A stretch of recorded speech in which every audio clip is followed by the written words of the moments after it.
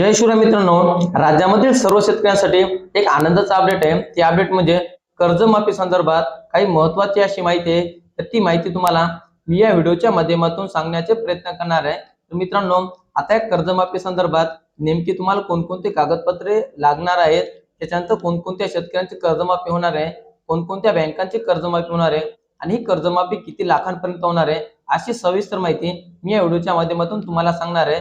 तर मित्रांनो, सर्वात महत्त्वाचं म्हणजे तुम्हाला काही कागदपत्रे जमा करायची आहे कर्जमाफीसाठी।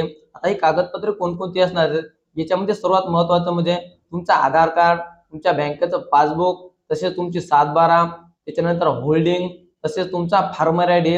आता बऱ्याच शेतकऱ्यांचा फार्मर आयडी विषयी अडचण आहे की त्यांनी फार्मर आयडी काढलेला आहे परंतु त्यांना अप्रूव्हल आलेलं नाही, त्यांचा नंबर आलेला नाही। अशा सुद्धा सर्व शेतकऱ्यांनी जर काही अशा अडचणी असतील तर तुमच्या जवळच्या तहसील कार्यालयाशी संपर्क करा आणि तुमचा अप्रूव्हल घेऊन ठेवा। आणि त्याच्यानंतर बरेच शेतकरी असे आहेत की त्यांनी अद्याप देखील आपला फार्मर आयडी काढलेला नाही। अशा सर्व शेतकऱ्यांनी आजच आपला फार्मर आयडी आपल्या जवळच्या सीएससी सेंटरवर जा आणि तिथून काढून घ्या, कारण की हे असल्यामुळे तुमचा फार्मर आयडी असल्याशिवाय तुमचं कोणतेही काम होणार नाही।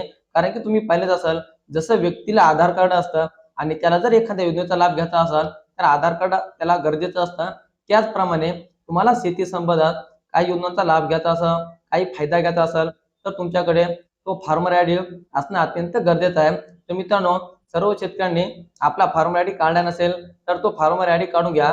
त्याच्यानंतर तुम्हाला तुमच्या बँकेचं पासबुक आणि त्याच्यानंतर तुमचा मोबाईल नंबर। आता मोबाईल नंबर कोणता, जर तुमच्या आधार कार्डाला जो मोबाईल नंबर लिंक आहे आणि बँकेला जो नंबर लिंक आहे तोच नंबर त्या ठिकाणी तुम्हाला लागणार आहे। जर तुमच्या बँकेला मोबाईल नंबर अलग असेल आणि आधार कार्डाला लिंक असलेला नंबर जर अलग असेल तर दोन्ही नंबर तुमचे एका जागी करून घ्या, म्हणजे दोन्ही नंबर तुमचे एकच ठेवा। आणि ही सर्व माहिती तुम्हाला तुमच्या जवळ ठेवायची आहे। राज्य शासनाच्या माध्यमातून लवकरच ही माहिती बँकेच्या माध्यमातून शेतकऱ्याकडून मागितली घेणार आहे आणि त्याच्यानंतर या गोष्टीचा पूर्ण अभ्यास केल्याच्या नंतर त्या शेतकऱ्यांना कर्जमाफीचा लाभ दिला जाणार आहे।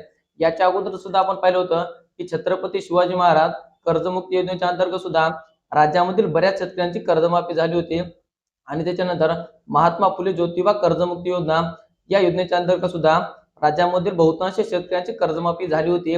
आता याच्यामध्ये कोणकोणत्या शेतकऱ्यांची कर्जमाफी होणार आहे, तर मित्रांनो, जे थकीत शेतकरी आहेत त्या सर्व शेतकऱ्यांची कर्जमाफी या ठिकाणी केली जाणार आहे।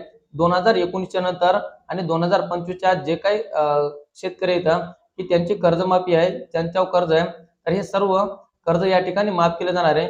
परंतु त्या शेतकऱ्यांचा कर्जमाफीसाठी त्याने रिन्युअल केलेला असू नये। त्याच्यामुळं जर तुम्ही तुमचं कर्ज रिन्युअल केलं तर तुम्ही ऑटोमॅटिक या योजनेच्या अंतर्गत अपात्र होणार आहेत, याची पण सर्व शेतकऱ्यांनी नोंद घ्यावी। त्याच्यामुळं जर तुम्ही कर्ज रिन्युअल करत असाल तर रिन्युअल करू नका, कारण की शासनाच्या माध्यमातून एक GR सुद्धा काढण्यात आला आहे की येणाऱ्या 1 वर्षापर्यंत कोणत्याही शेतकऱ्यांना कर्ज वसुलीसाठी स्थगिती देण्यात आली आहे आणि कोणत्याही शेतकऱ्यांनी आपलं कर्ज भरू नये किंवा रिन्युअल करू नये, अशा प्रकारचा GR सुद्धा राज्य शासनाच्या माध्यमातून काढण्यात आला।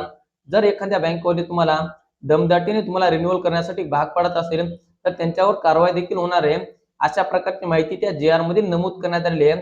त्याच्यामुळे कोणत्याही शेतकऱ्यांनी आपलं रिन्युअल करायचं नाही, कारण की तुम्ही जर रिन्युअल केलं तर तुमची कर्जमाफी होणार नाही, याची नोंद घ्यावी। आता याच्यानंतर असे काही बरेच शेतकरी आहेत की त्यांनी 2019च्या पूर्वीचं त्यांचं कर्ज आहे, त्यांचं पुनर्गठन पण झालेलं आहे, परंतु त्या शेतकऱ्यांना या ठिकाणी कर्जमाफी मिळणार आहे का, तर मित्रांनो, त्या सुद्धा शेतकऱ्यांना कर्जमाफी मिळणार आहे।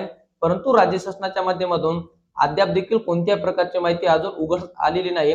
ज्यावेळेस त्यांच्या माध्यमातून बँकांना माहिती देण्यात येईल, ती माहिती आल्याच्या नंतर या चॅनलच्या माध्यमातून तुमच्यापर्यंत ती माहिती नक्की पोहोचली जाईल। तर मित्रांनो, हे होतं महत्त्वाचं अपडेट, जे की कर्जमाफी योजनेच्या अंतर्गत शेतकऱ्यांना काय करावं लागणार आहे, कोणते शेतकरी पात्र असणार आहेत, याच्यासाठी कोणकोणते कागदपत्र लागणार आहेत, ही सविस्तर अशी माहिती आपण या व्हिडिओच्या माध्यमातून जाणून घेण्याचे प्रयत्न केले आहेत। चला तर मित्रांनो, भेटत राहू नवीन माहितीसह, नवीन व्हिडिओसह। धन्यवाद।